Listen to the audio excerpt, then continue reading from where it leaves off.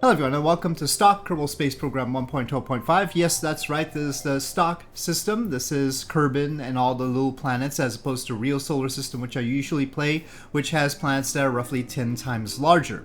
And the reason I'm back here in stock is because, well, there are a lot of people picking up Kerbal Space Program again, and I thought it'd be good to do some tutorials back here in stock. As far as building craft is concerned, I don't want to do anything basic. So this tutorial is going to be on a space shuttle because there's hardly anything you can build where you're going to learn more stuff than building a space shuttle. There's just so much going on with a space shuttle. It's very complicated. Even if somebody thinks they're very advanced, they might not know all the details. And actually, it's sort of easier in real solar system than in stock, because in real solar system you just use space shuttle mods that are already properly configured and have everything balanced properly, and so you don't have to do much thinking there. Whereas if you're doing a shuttle with the stock parts here in stock, then you have a lot more to deal with because you actually have to design it from scratch. So let's discuss the basic principles. Of course, we're going to start off with a space plane cockpit. I mean, you could use one of the other space plane cockpits and build a shuttle around that. We'll just talk about how the general layout is going to be and what you need to do to make it stable. But I'll try to make it look like the NASA space shuttle as much as possible. To be clear, what we're talking about with a space shuttle is an asymmetric stack. We've got a space vehicle on one side and then a huge external tank and boosters on the other side. So that's why it's complicated, because it's asymmetrical. It's not just a single tube, which, you know, if rockets are just a straight cylinder, it's very easy. And so there's a balance thing going on, and also there's the wing thing going on and how to make sure it's aerodynamic. We start out in the spaceplane hangar because it is a spaceplane first, and we need to make sure that it can fly. So we have the cockpit here, and to find the Mark III parts we can just type Mark III up there, and there are multiple options for how you might want to do this. I mean, there's complete freedom because you're not using a preset shuttle mod. And the basic thing is, either you're going to have what I would call a 4-segment cargo bay, or you could have a 5-segment cargo bay and make it a little bit longer. So there's that. There is the 4-segment one that's just one part, but I sort of like the bay doors to be double. So that there's 2 of them. It's fancier that way. That's just my thing. So we could have a 5-segment cargo bay. Really, the 5-segment one looks a little bit too long, and the 4-segment one looks a little bit too short. So I would like a 4.5, really, but this is version 1. Okay, that's 1. Version 2 is leaving this out. I mean, it has more functionality potentially like this and flexibility, but unfortunately this engine mount doesn't have any fuel in, so we could put fuel anywhere we would like. That has the benefit that maybe we would be carrying too much fuel with this particular monopropellant tank. And if it turns out that our center mass is already too heavy in the back because of the 3 engines being heavier than actually the space shuttle engines. Space shuttle engines are about 3 tons. These are actually 4 tons. So anyway, but then we could like move this forward or something. Not exactly there, but we could tuck it on the sides of the cargo bay or something and fuel it like that. But I think for our purposes this time, I'll make it like this. We need this monopropellant tank in order to fuel the puff engines. The puff engines are the ones that we're going to use in orbit. The space shuttle doesn't use its main engines, these vector engines, in orbit. So we gotta put the vector engines on. The problem with symmetry is if I tilt it F to change from local to global, by the way. Yeah, when you tilt it, it's all messed up. So we're gonna have to put them on individually. C to change the snap on and off. And then shift to change from, normally it's 15-degree increments. Shift will change it to 5-degree increments, and we want these tilted up by 10 degrees, so that's 2 notches. Okay, it might not be 10 notches. It depends on your particular shuttle setup, but 10 notches, 10 degrees, 2 notches, 10 degrees, would be a good start. And the reason why we have to tilt them up is because it's going to be attached to the external tank and feeding from the external tank, and so they have to apply their thrust through the combined center mass of the external tank and this. You could have a different setup, and that might negate the need for that. You can have straight engines, and then in that case you can use the main engines in orbit as well, potentially. But as long as you have the external tank and are thrusting through the external tank, then you can't use these in orbit because they'll just flip the shuttle out. But that's alright because they have way too much thrust for that anyway. I like using the NCS adapter as my OMS pods. And we have to go back to R, change the type of symmetry to mirror symmetry. And these have liquid fuel, which we don't need right now. And then the nose cones on the front are these nose cones, small nose cones. Not quite like the shuttle OMS pods, but they're simple. You could use like a bunch of parts to try and make it look better, but we'll go with that. Now, in the front of the space shuttle, we're going to expand our crew capacity because the Mark III cockpit can only carry 4, but the shuttle's supposed to carry 8, and also have the docking port. Now, this arrangement I picked up from Das Valdez over on Twitch a long time back. So it's this Clampatron, Mark II Clampatron here. And then at the bottom of it, we put another radial attachment point.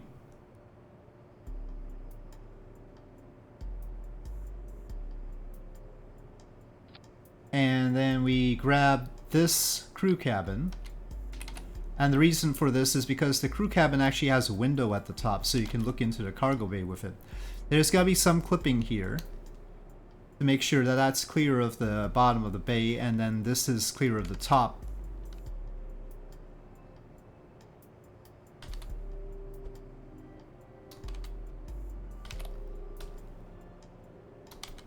But it doesn't look too bad like that.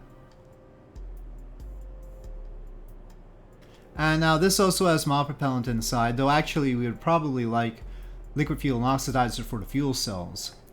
So let's deal with the fuel cells. The shuttle does have fuel cells. You have a choice of the little ones or big ones. I'll put the big ones because we actually want more mass up front to counterbalance the big engines. So we are not shy of putting mass up front here. Gotta put them there and then sort of slide them over. And then we need some tanks for them, for the liquid fuel and oxidizer, so I'll use these baguettes and put them on the side of the cargo bay, but we can only really attach things to the cargo bay on the outside here, annoyingly enough. So I'm gonna put them there and then scooch them in. Scooch in. Okay, so that'll be our fuel cell fuel. The shuttle in real life had the fuel cells at the bottom of the cargo bay, and the fuel cell fuel was with them.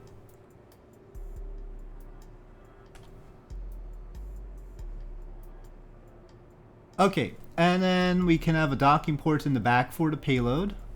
Not a junior. I'll put one of these. Now, is the shuttle really useful in stock Kerbal Space Program? No, because you can have a recoverable launch vehicle that just does a single stage to orbit. That's not the point. The point is that you're going to learn a whole bunch of stuff by building a shuttle, and you're going to learn a lot more building a shuttle than you're going to learn from building a straight rocket, trying to recover it with parachutes or something like that. This is going to have aerodynamics involved, a whole bunch of balance, fuel priority, and also be much more satisfying. So, it is when KSP 2 came out, and that's a whole other story, but when KSP-2 came out, the first thing I did was make a shuttle in it, and then launch the ISS. I tried to assemble the International Space Station in orbit. So I'm pretty dedicated to the idea that shuttles are the thing to do if you really want to test something out. Now, unfortunately, these shuttle parts do not have a flat bottom, so we end up having this odd situation where it doesn't quite look right. Technically, the wings should be tilted up by 5 degrees. I'll handle that after I put the control surfaces. The number 2 big S elevons go in the inside. Things are a little bit off here. So I do have a tilt to the wings already. But we would need more of that. So let's, like 5 degrees would be good, but it's totally up to you. We don't really have a good body flap. I'll just put these little ones and call it a day.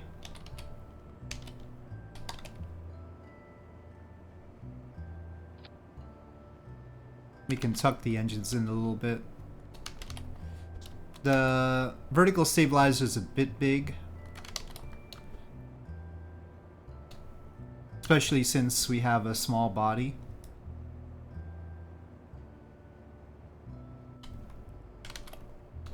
So I'm gonna pull it down.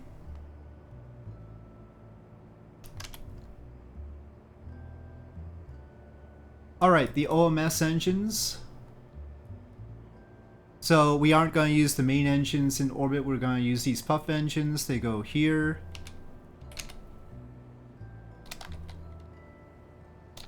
And they have to point through the center of mass. And to figure this out, we should thrust limit the vectors for now. And then we bring up the center of, the center of thrust overlay. And this is a bit far back. We gotta move these pods a little bit further back to help.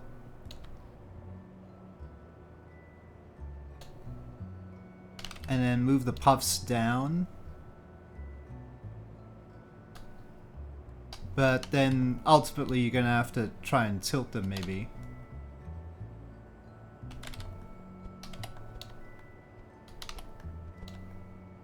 I don't really want the little white bit showing. Still not quite there, I think. So that's sad, but we'll work with it for now. The center of lift for the wings is a little bit far back. We haven't put everything on yet, but I think it's correct to move this forward. Another solution is if you're just designing your own shuttle, you could put a canard up front. That's certainly a way to go. But because I sort of knew that we would have the center lift problem, that's why I didn't put really big elevons or big body flaps back here, because that'd just make it worse. We can also slightly make the situation better by scooching the engines even further forward, because they're so heavy.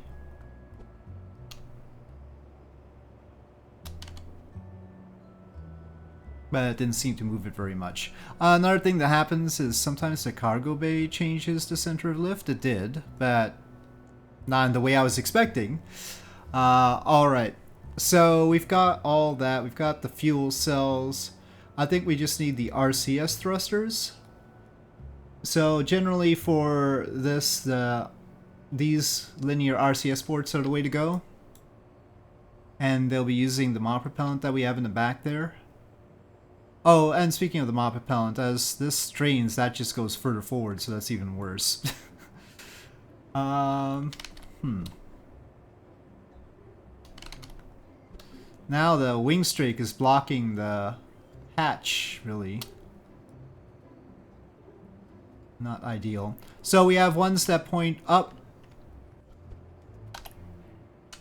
We have RCS ports that point forward, so rotate so that these point forward. The shuttle actually has 3 of them in each set, but I'm only putting 2. And then we have ones on the side And if, let me just pick up new ones. And if you want to make things easier on yourself, the ones on the side should be in line with the center of mass here.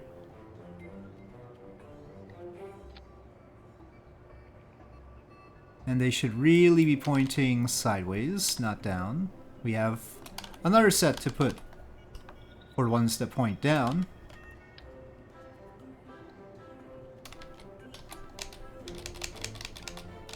And we'll point them down as much as possible.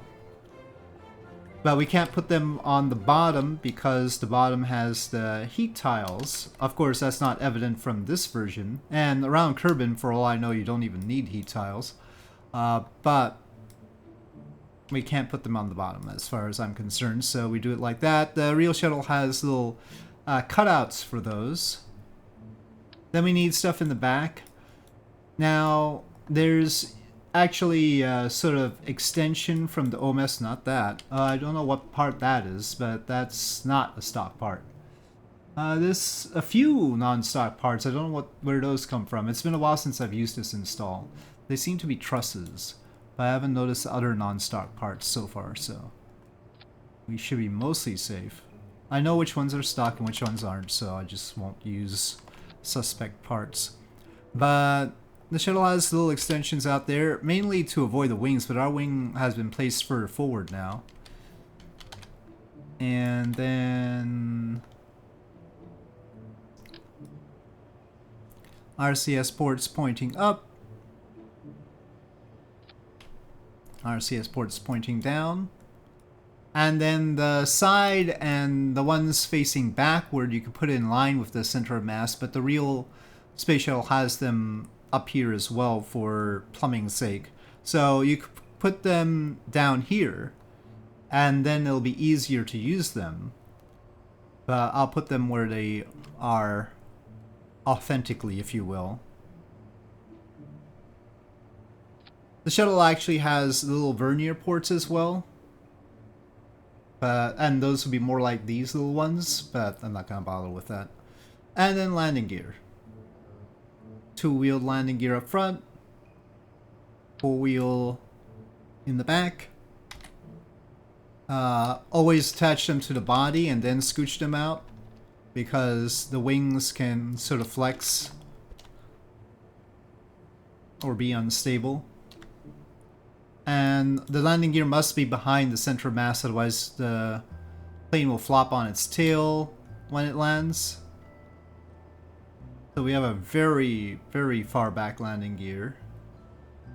It should be close to the center of mass though, because otherwise, well, that's for planes that take off. We don't have a plane that's gonna take off here. This just has to land. But for the planes that do take off, it should be close to the center of mass, just behind it, because otherwise they won't be able to rotate off of the runway. The landing gear will actually get in the way of that. So, okay. And the real shuttle doesn't have this kind of landing gear at the back, but we're going with it. It has really big tires. And before we forget, let's unthrust limit the vector engines. They're going to be important now. Now we have to do the rest of the stack. So, into the VAB. And it's a lot easier these days because we now have much larger tanks. When all of us got started in the old days in Kerbal Space Program, we didn't have large tanks. We had the 2.5 meter tanks and that was it. So, these jumbo fuel tanks, which were in orange, that's as big as they got. Now, to be honest though, because Kerbin is so small, you don't need them big, so there is that. But let's at least get to the 3.75 meter tanks to make it look a little bit more legitimate. And we do have an orange mode, so that's good. Do you have something like that? Okay, I guess we could use that, though it should be a little bit taller.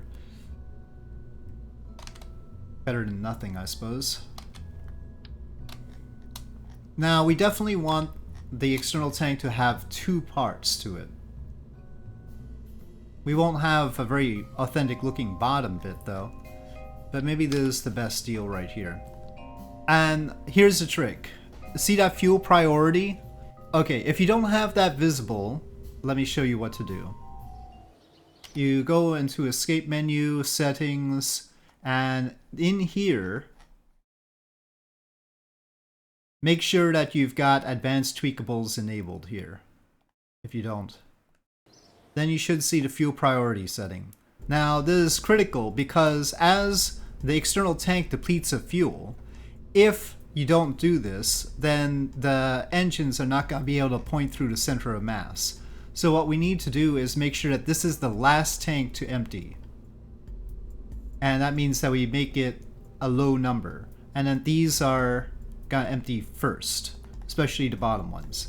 Now, right now, this doesn't look great because it still looks small compared to the shuttle. Let's see, oops. Let's see if we can get the 5-meter ones, but we so don't need the 5-meter ones. I mean, we don't need that much fuel, but do the 5-meter ones have the orange texture? See, the 5-meter ones don't have the orange texture. So we're caught in a bind here. We can have our nice orange texture, or we can have nice big tanks, but we can't have both. It's just sad, but you know, it's Kerbal. This is a Kerbal looking thing, if you will. You don't need to put a fuel line here. You can just enable crossfeed, and then that'll crossfeed into the engines. And we definitely want the decoupler to be after the engines get used. And we see we have 3,824 meters per second in vacuum. That's good. If we expand this, we see that we even have a pretty good thrust-weight ratio, so that's good too. To be honest, I don't think we need to thrust limit the little puff engines because they don't provide much thrust in the first place. And let's go with sea level and check where the center of mass and center of thrust are. Well, you see this is pretty far back here, so that's annoying.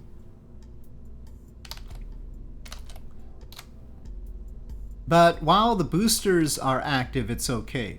So let's say that this depletes while the boosters are active, and maybe this is halfway. Now this is getting a little bit closer to where the engines can handle it, but it still looks like the engines are going to have a tough time. That's still full, and we want that to stay full. As it depletes, it starts looking like it goes like this.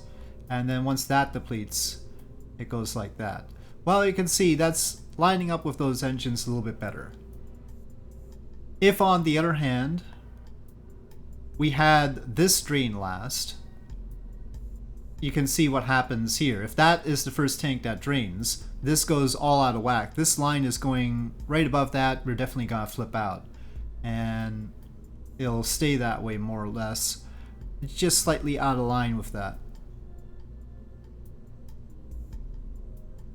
So make sure you set the fuel priority for the purposes of the shuttle. It's a shame that we can't fill the nose cone with fuel though. That would help even more. This looks small. The external tank looks really small. It's not great.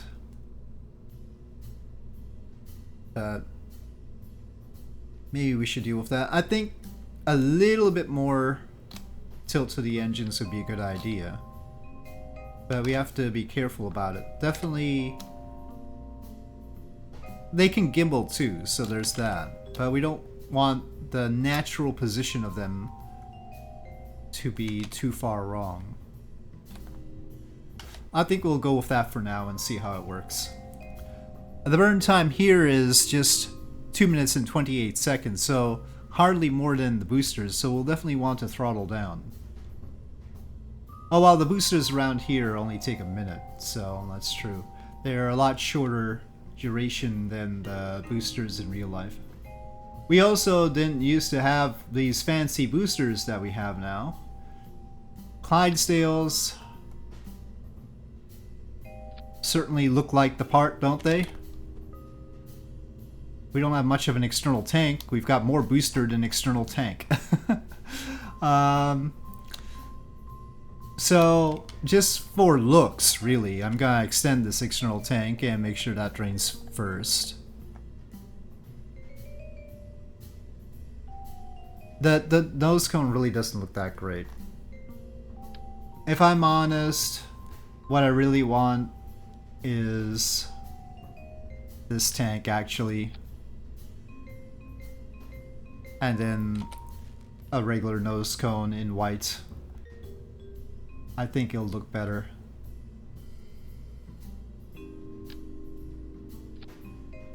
I mean, we don't want that, but I honestly think that's a better look. These are too small, so we end up with these on the boosters. You could have the Pollux boosters instead, and then they can use these nose cones, but then the Pollux boosters aren't gonna look quite as good on the bottom end. So once again, it's a case of we have a choice between imperfect and imperfect. We can have these boosters with the wrong nose cones, or we can have these boosters with the wrong skirt. Same with the external tank. You can have the 3.75 meters in orange, but they look too small, or you can have the 5 meters not in orange, but at least they look the right size. I guess they wanted you to use mod packs. Okay, but anyway, we are going to auto strut to grandparent part on the boosters. We're going to auto strut to grandparent part on the external tank, so it ultimately attaches to the shuttle. And we can move this whole stack up a bit. The shuttle's looking a little bit small, but it's unavoidable as long as our boosters are this big. I mean, if we wanted to make it a little bit more restrained, we could have these, but... And we don't need much more, so... You've got, once again, a choice of two things. You can either have this sort of stack, which is really cute, or you can have the Clydesdale stack. You can have the Pollux stack or the Clydesdale stack.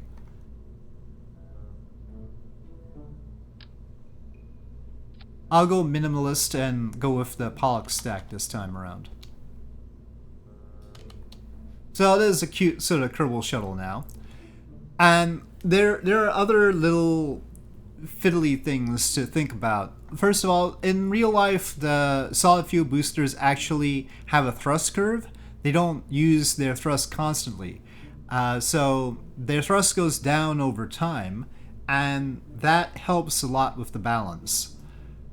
Because that means their thrust is going down as the fuel depletes in the external tank, and then the SSMEs, the Space Shuttle main engines, have more influence on the stack as the shuttle's mass becomes more of a part of the whole deal because the fuel is draining in the external tank. So that we don't have right now. What I used to do was actually I used to have a cluster of boosters on this side. So we would have these kickbacks, which also have the right skirt at least, but now they look too small, right? And so I'd actually have a cluster of 7 of these. I'm not gonna do it all the way. But then I would have the center one have the full fuel, but the outer ones have less. And it'll be staggered. So this one will burn out first, and then this one will burn out, and then finally we'd only have the center one burning. And so that created a thrust curve. And you could try that out if you think that will help. But for now, I'll keep it simple like this. If you do have heavier boosters, it's important to figure out how to separate them properly. And we use separatrons to separate the boosters, so we've got these separatrons. So that's your tendency, but that does risk them accidentally hitting the wing, especially in tighter situations, especially with the ones in real solar system where the stack is actually a lot tighter. To fix that, I actually move them this way. You can probably keep that one the same, but you have to then make sure that this is correct. See, this has gone incorrect. So you can use mirror symmetry to make sure that they're correct, or you can just do them individually. I'm just going to do them individually. So we're going to have this skewed.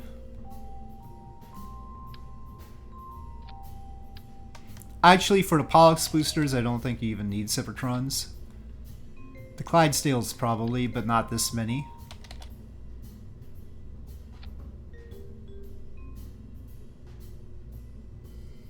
So it sort of looks like that more, so they get pushed away from the wings. And then you make sure that this goes down here as well. And then also the ones on the nose cone should be a little bit off. It shouldn't be directly on this side. It should be basically splitting the difference between those two, so that it also pushes it slightly away from the wings.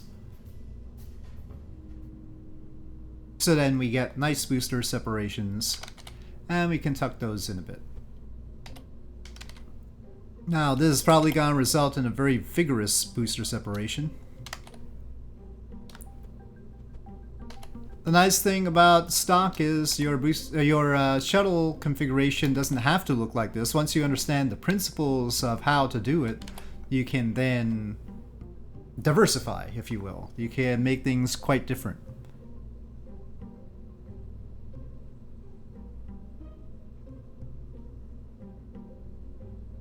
So we want the main engines igniting first, then the boosters, then the separation of the boosters and all the Cybertrons, and then the main tank goes off, plus the monopropellant engines.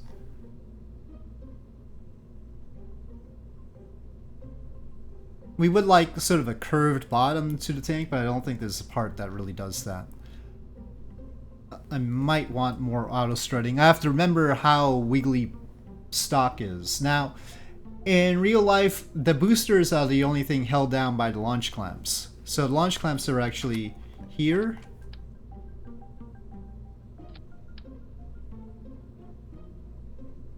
Sort of like that. But for the purposes of Kerbal, I'm gonna put them here too. Because I sure don't trust it. Alright, and of course all launch clamps go with the SRBs. Delta V wise, we may or may not make orbit. Let's find out. We've got way more thrust weight ratio than we need like that, if it's telling the truth. So let's tune these down a bit on the thrust, right from the start. It's not even including the SSMEs in that. Since it all lights instantaneously, I might need to think about that. But that does diminish our delta V. We'll see if we need more delta V. Let's just run it and find out. Okay, time to go. It's such a chibi shuttle. Alright, we need a bigger external tank, darn it. Alright, maybe the 5-meter external tank would be just better. Then we don't even have to think about the delta V, but I wanted to make this as tight as possible. We've got the Pollux boosters instead of the Clydesdales, and we've got the 3.75 meter tank, so we're really tight here, and we'll see if it works out. We don't even have any payload right now. So, okay, throttle up, SAS is on, ignition, and wait for the twang, and go!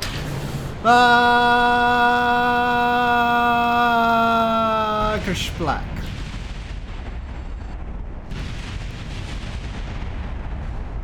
Alright, so what went wrong? I knew what would go wrong right away. And the problem is we have way too much thrust on this side and way too little with the little Pollux boosters, because especially since we thrust limited them. But even if we didn't thrust limit them, it's still, you can see that the thrust is mostly coming from the SSMEs. And so the thrust is a little bit on this side, and that's why we flopped onto that side. So, yeah, this is not going to be good enough. So here now, with the Clydesdales, we see that the center of thrust is a little bit better off at pointing through the center of mass.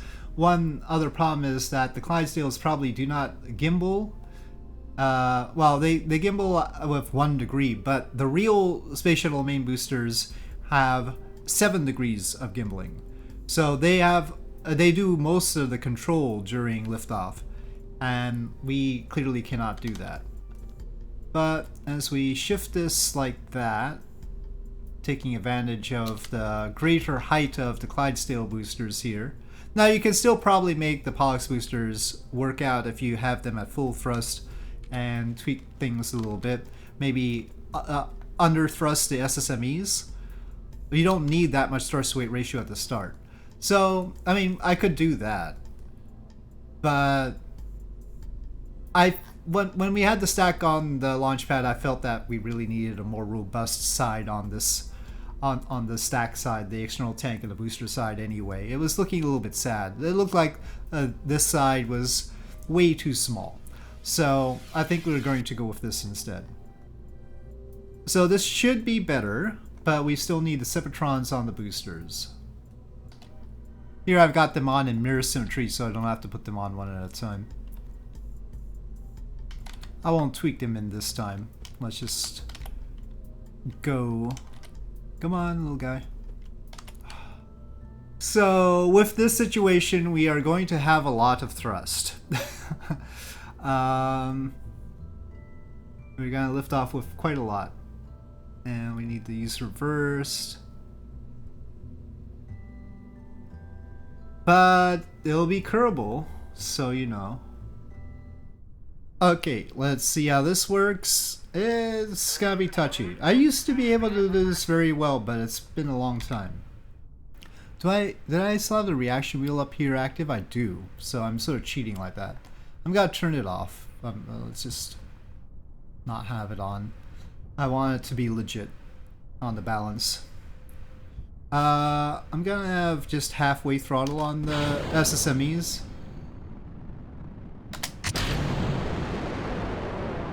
And again, that's for balance. So we can see that halfway is a good choice. You can see that the pitch and yaw and roll are very close. But we sort of need to roll so that we're like this. The shuttle does roll. And it's touchy. And one reason I use KOS for all my launches is because of that roll, actually, because it's really hard to handle it manually without it wiggling all over the place. So we always keep an eye on the pitch and yaw to see how the balance is going. I think I have like rocket sound enhancement. I've got all sorts of visual mods, including the volumetric clouds in here. I'm a little bit off from our normal inclination. But it's pretty well balanced, as you can see, but we're gonna have to figure out what happens when the boosters go. These vector engines are really OP for this stack. Okay, off they go. Okay, let's see the pitch here.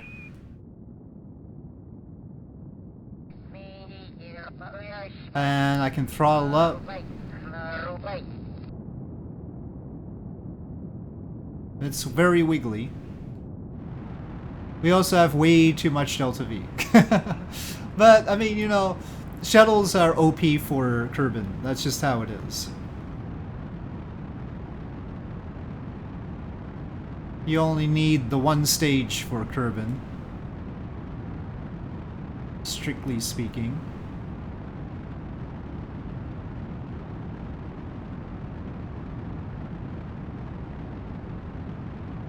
Okay, yeah, we really don't need that much thrust weight ratio. We just sort of tilt down so that we don't go too high.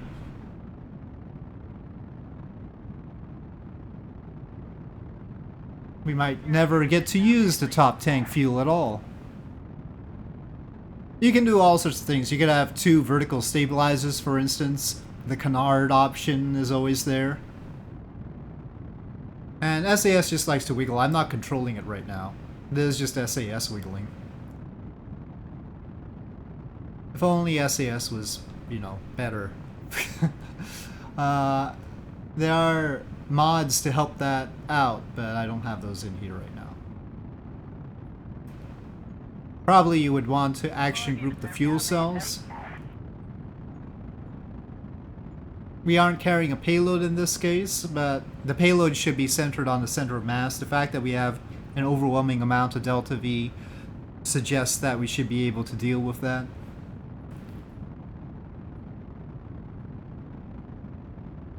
If you wanted larger payloads to be able to fit, of course you'd go with the larger payload bay option. Sure likes to lean. Anyway, I'll control it a little bit. Now that we are past apoapsis, try and manage things a bit. I'll roll around. Do remember that the engines are tilted by 10 degrees, so the thrust vector is not the same as where your nose is. You have to adjust by about 10 degrees.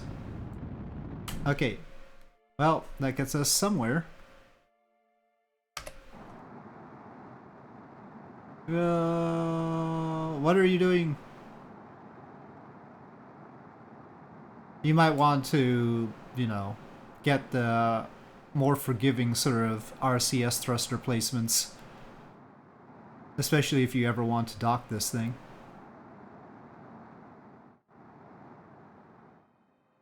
But yeah, we have a lot of spare delta V that we haven't used. Hey, there's the moon. We could go there with the spare fuel that we have right now. You know what, I'll pause this right here. This was about building the shuttle. We'll see what other hijinks I can do with this in a subsequent video. I'll talk about how to bring the shuttle back down, and we'll find out whether this is actually going to be able to re-enter or not. But I feel like this video has been, well, it's long enough. So that's building a shuttle, and we'll consider a stock re-entry in a future video. So with that, thank you for watching. I hope you enjoyed this video. If you did, please do press like. If you have any comments or suggestions, please leave them in the comment section below, and I'll see you next time.